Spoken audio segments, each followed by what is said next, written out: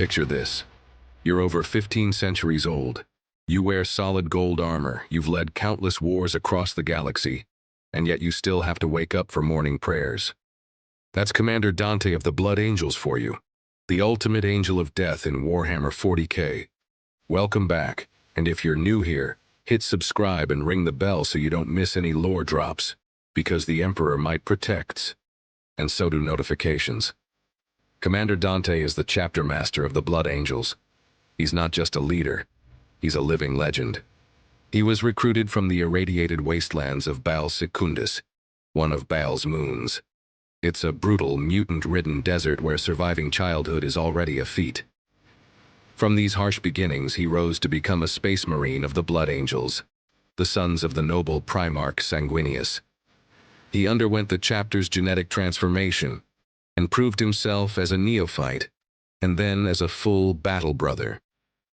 During his first centuries of service, he fought orcs, Eldar, chaos warbands, and the first Tyranid incursions threatening imperial worlds near Baal.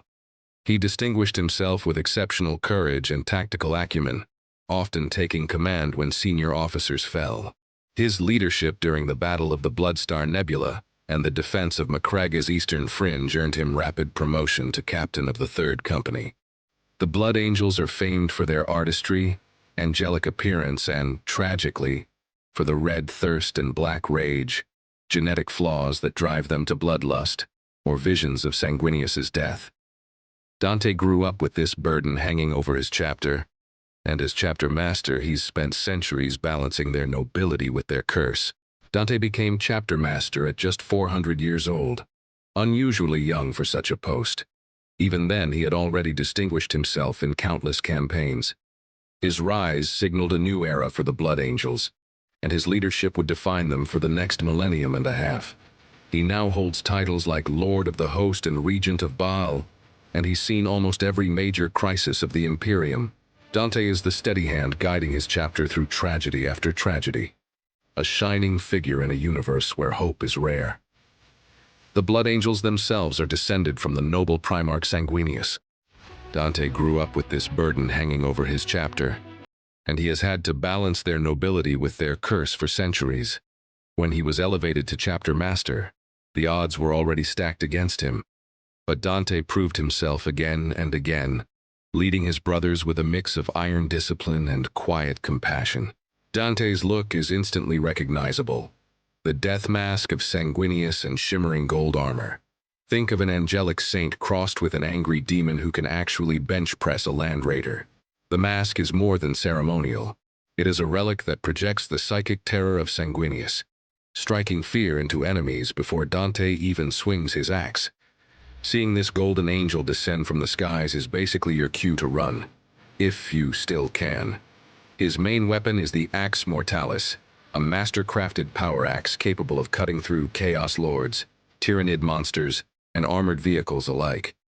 He also carries the Perdition Pistol, a rare Melta pistol so old and so powerful that even other space marines whisper about it. Together, these weapons make Dante a one-man apocalypse on the battlefield. Dante's resume reads like a history of the Imperium's darkest hours. He commanded during the devastation of Baal, where the Blood Angels faced a Tyranid swarm that could have wiped out their entire chapter. Against impossible odds, Dante held the line long enough for reinforcements to arrive. As the Tyranid invasion reached its peak, the Swarm Lord, the living strategic mind of the High Fleet, and a creature that had already killed entire Imperial armies, personally descended into the battle. This wasn't just another monster. The Swarm Lord had already slaughtered some of the Imperium's best, including chapter masters and entire companies of elite warriors. Dante, already battered and exhausted from days of fighting, knew that if the Swarm Lord broke through the Blood Angels' lines, Baal was lost. Without hesitation, he hurled himself into combat, activating his jump pack and crashing down like a golden comet to meet the Tyranid apex predator. The fight was brutal. Dante's Axe Mortalis and Perdition Pistol struck again and again, wounding the Swarm Lord, while its bone sabers slashed through his armor, cracking ribs and spilling blood. Despite his centuries of skill, Dante was ultimately overwhelmed. The Swarm Lord impaled him, leaving him on the brink of death. Yet even in defeat, he bought precious time for his brothers and Imperial reinforcements to regroup. When Robuta Guilliman's Indomitus Crusade finally arrived, Dante was miraculously still alive, a testament to his resilience and the almost mythic endurance that defines him. This near-death duel with the Swarm Lord cemented his legend as the angel who stood between the Tyrannid hive mind and the extinction of his chapter. His leadership impressed Guilliman, and he appointed Dante as the regent of Imperium Nihilus, effectively putting him in charge of half the galaxy's defense. That's not just a promotion. That's the Emperor's Employee of the Millennium Award. Despite his glory, Dante is a weary soul. In private, he dreams of a final heroic death. He's tired, burdened, but still rises every day to protect the Imperium. That mix of nobility and quiet suffering is what makes him such a compelling figure. Not just a golden demigod, but a hero who keeps going because no one else will. So that's Commander Dante, Angel of Death, golden legend, and maybe the most overworked space marine in the galaxy. If you enjoyed this deep dive into Warhammer 40k lore, smash that like button, share this with your battle brothers, and subscribe for more weekly lore explained with a touch of humor. And let me know in the comments, which Warhammer 40k character should we cover next? See you in the next video.